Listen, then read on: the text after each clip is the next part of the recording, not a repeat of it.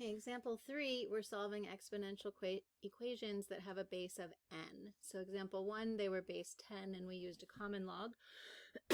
In example 2, we had base e and we used a natural log. Now in example 3, we have bases other than 10 or e. For example, in example A, we have a base of 3. In B, we have a base of 5. There are two methods that you can use to solve these equations. The first method will have us take the log base b of each side and then use the change of base property to get our answer into common logs. There's an alternate method, which is to use a common or natural log on both sides along with the power property. I'm going to solve equation A using this first method and equation B using the alternate method, and then you can decide for yourself which method you prefer. So in example A, I'm going to follow these 5 steps listed. So step 1 is to get the base with the variable exponent alone on one side of the equal sign. So I'll start by dividing both sides by 2 to isolate that base of 3 raised to the x plus 4 power. And then 12 divided by 2 is 6. Okay, now step 2 is to take the log base b of each side. Our base is 3, so I'm going to take the log base 3 of 3 to the x plus 4 power and the log base 3 of 6. So on the left side, log base 3 of 3 is the inverse property. I can bring down that exponent, x plus 4, and that's equal to the log base 3 of 6, which I can now, in step 4, use the change of base property to convert to common logs. So the change of base property would make this the common log of the argument 6 divided by the common log of the base, which is 3. And then to get my x by itself, I'm going to subtract 4 from both sides.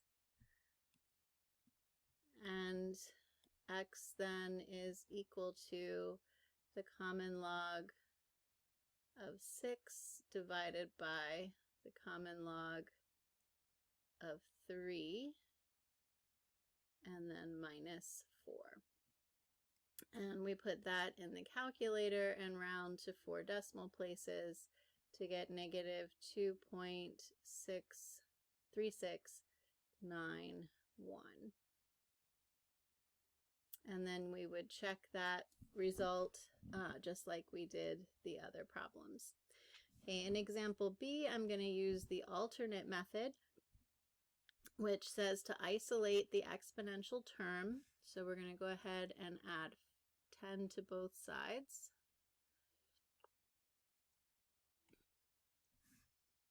And then we have our base of 5 raised to the 3x power is equal to 2 plus 10, which is 12.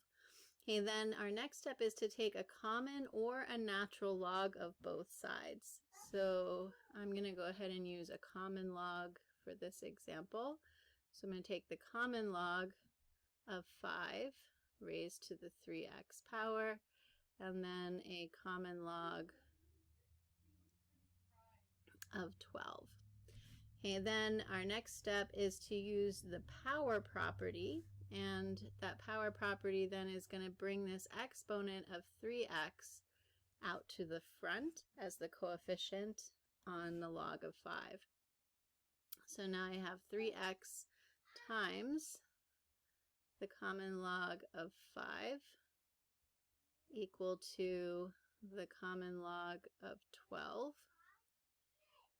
And now I want to solve for x, so I'm going to divide both sides by 3 times the common log of 5.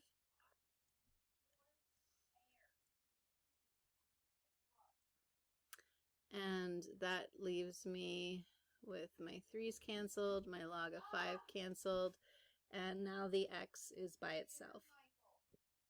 So x is equal to the common log of 12 all divided by 3 common log of 5. And when we put that in the calculator and round to 4 decimal places, we get 0.5147. And that answer checks when we substitute it into the original equation for x. So go ahead and try this example on your whiteboard or your dry erase board or scratch paper, and you're going to solve this equation, 20 raised to the negative 6x plus 6 power equals 55. You're going to solve that for x using either of the methods that we just looked at. And then when you're ready, you can resume the video. So in this example, I followed the steps for the first method as opposed to the alternate method. I subtracted 6 from both sides to isolate the base of 20 to the negative 6x. Then I took the log base 20 of both sides to bring down that exponent negative 6x, and I applied the change of base property to get log of 49 over log of 20.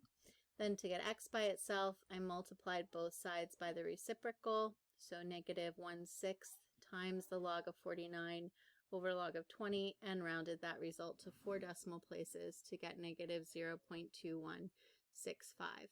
And when we substitute that in, we get 54.9822, which is very close to 55, so that checks. Okay, that brings us to the secret question for this lesson. In example A, this is like example 1 in the notes where you have a base of 10, so you can use common logs to solve it. In example B, this is like example 2 in the notes where you have a base of e and you can use natural logs to solve it. And then example C is a base of 7. That's like the example 3 we just looked at. You have options. You can use a log base 7 to solve it, a common log, or a natural log, depending on which of those methods you preferred. So once you've solved those 3 problems, you can upload your work as the last page of your notes to Schoology and then enter your answers in the assignment for the secret question.